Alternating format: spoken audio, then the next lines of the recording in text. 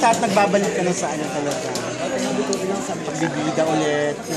Hindi, kontrabida po ko dito. Kontrabida siya. Pero actually, lead kontrabida yan.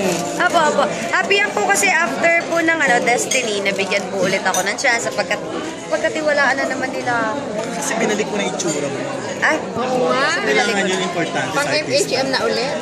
FHM. ang hirap po kasi magbihis.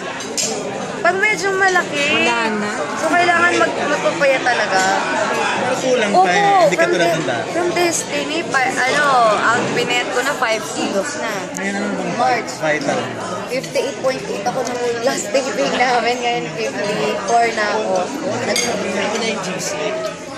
Mature ka na rin. Lahat sa mga bagay. Opo, lahat naman kami nag-mature. Tagal kami na 12 years na so lahat naman kami nag-mature. Like what? Like, syempre na kasi, may dedication kami sa work namin. Hindi na parang walang dati parang ayoko mag-work. Ngayon, parang gusto ko talaga na, alam mo yun, mas tinatreasure mo na yung trabaho mo, mas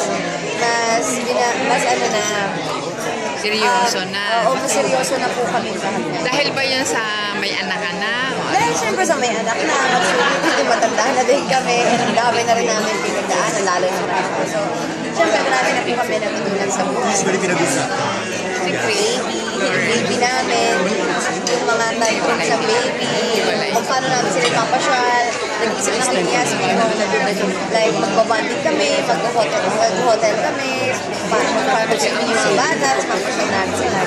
Mga bata na kahit si Mark, baby na rin yung pinag-usapan. Sabi nga namin, unlike before, ang tatanungin ko lang, saan mo pinili damit mo? Anong ginawa mo ko? Bite na yun, baby na. May inggitan pa kayo. Uy! Ngayon, Wala. solid na yung... Wala po hindi. Nagkakapatid kami dito, wow.